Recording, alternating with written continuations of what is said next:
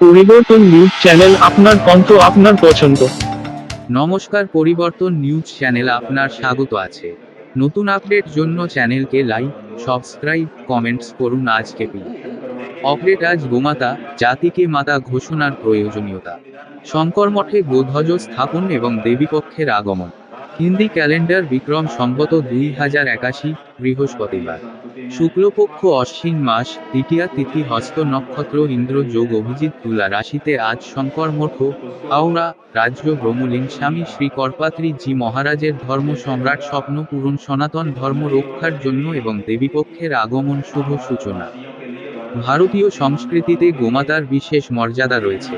তাকে গৌমাতা হিসাবে সম্বোধন করা হয়, যা মাতার মতো গরু বোঝায়। গরুকে সর্বশক্তিমান ভগবান শিবের পবিত্র প্রাণী হিসাবে বিবেচনা করা হয় এবং শক্তি এবং উর্বরতার প্রতীক হিসাবে পূজা করা হয়। দুর্ভাগ্যবশত সাম্প্রতিক বছরগুলিতে গোহত্যা এবং গোমাতার অবহেলার ঘটনা বেড়েছে। জগদ্গুরু শঙ্করাচার্য জ্যোতিষপীঠাধীশ্বর পরমহংস পরিব্রাজকাচার্য অনন্ত শ্রী মহাস্বামী অবিমুক্তেশ্বরানন্দ সরস্বতী মহারাজ গোধ্বজ স্থাপিত করলেন। তেজস্বী আধ্যাত্মিকতা, শক্তি সোচার শব্দ বলেন। প্রত্যেক রাজ্য সরকারের উচিত গৌমাতাকে জাতির মা হিসেবে ঘোষণা করা হোক। প্রত্যেক রাজ্য গোপালক হোক।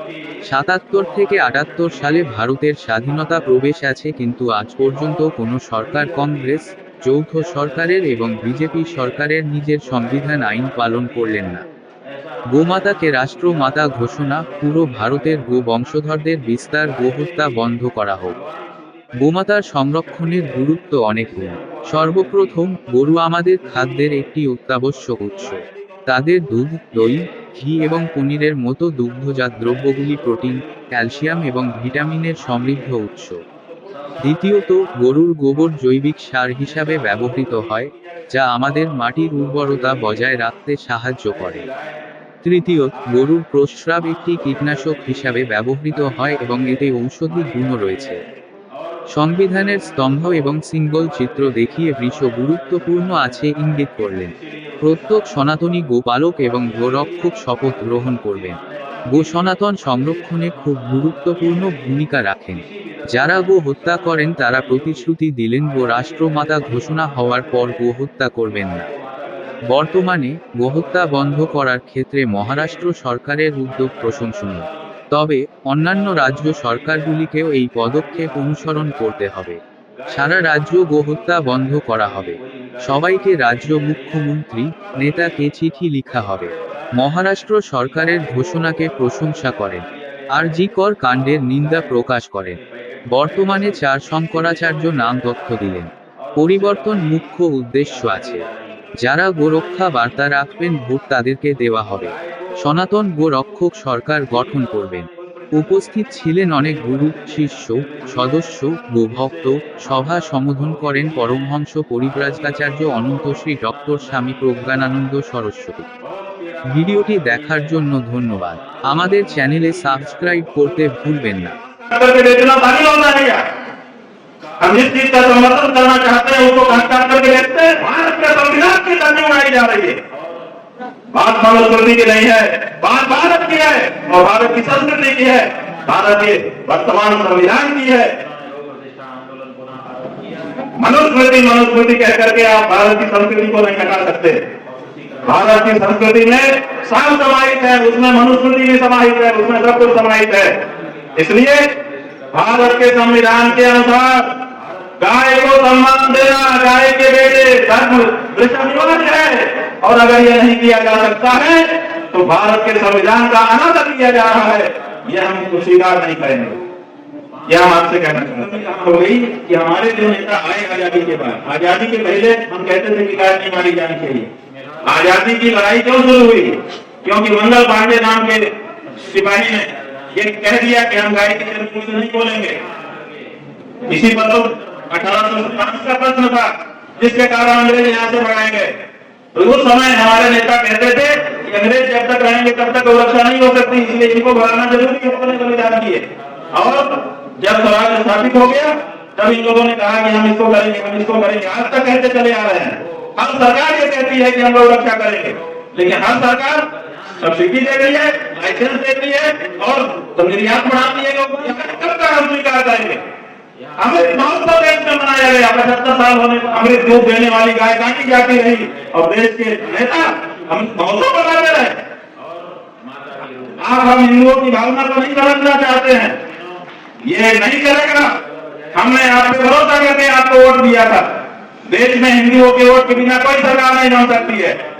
और आप कसाई लोगों, गाय को चोट पहुंचाने वाले लोगों को और गाय को पशु कहने वाले लोगों को हम वोट देना बंद करेंगे। आप आइए, यह हमारी गलती थी कि हमने आप पे भरोसा किया, नेताओं पे भरोसा किया, पहले कांग्रेस पे भरोसा किया, कांग्रेस ने काम नहीं किया, फिर हमने उनको हटा करके मिली जुली दूसरे लाए, उन्होंने नहीं किया जनता दल आदि ने। उसके बाद हम भाजपा को लेके आए, भाजपा भी उसी रास्ते पर चल गई। अब हम किस पे भरोसा करें? इसलिए अब हम भरोसा करना छोड़ रहे हैं।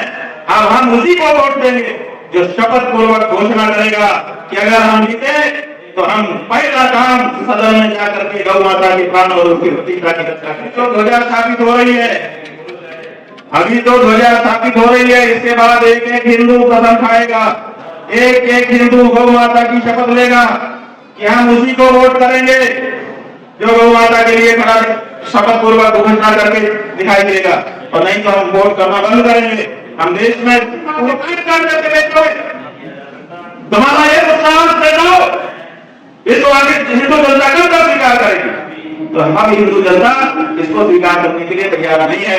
जल्दी से जल्दी हम कहना चाहेंगे आपके माध्यम से देश की सरकार से जल्दी से जल्दी हिंदुओं की भावना को समझे और नहीं तो सत्ता से बाहर होने के लिए तैयार। आप लोगों की तरफ से जा रही है, हम यात्रा करना है, आईबी के लोग यहाँ पर बैठे हैं, रोज भेज रहे हैं। हम क्या भेजेंगे? हम तो चिट्ठी भेजते हैं, रोज आईबी की रिपोर्ट जा रही है। अभी महाराष्ट्र प्रदेश के मुख्यमंत्री जी ने हम सबकी भावनाओं को समझते हुए, महाराष्ट्र के हिंदुओं की भावना को समझते हुए गौ माता को राज्य माता का दर्जा दे दिया। क्या प्रधानमंत्री को पता ही नहीं चला? सब पता क्यों निर्णय लेने में देरी कर रहे हैं? एक एक दिन की देरी भारी पड़ने वाली है, चाहे बंगाल हो, चाहे महाराष्ट्र हो, चाहे देश का कोई भी प्रदेश हो। हम हिंदुओं की भावना की अनदेखी अब नहीं की जा सकती। गाय सेवा कोई आंदोलन है?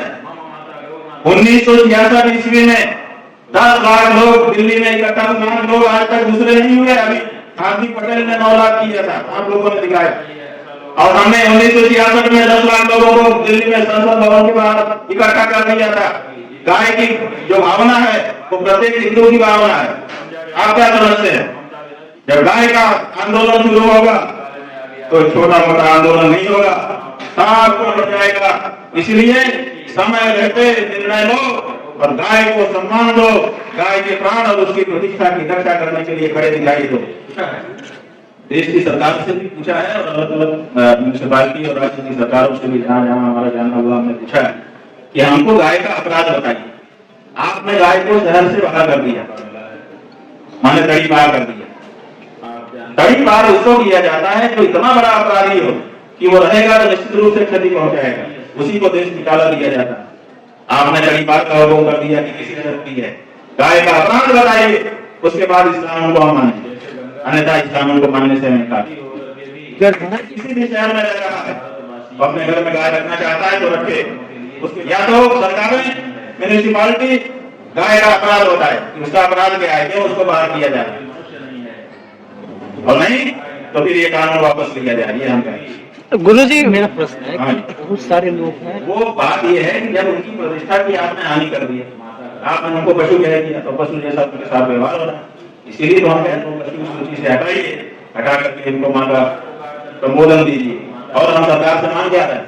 अभी महाराष्ट्र की सरकार ने कर दिया, हम उनसे कुछ नहीं मांग रहे हैं। हम कह रहे हैं आपने कर दिया, अब हमारा काम।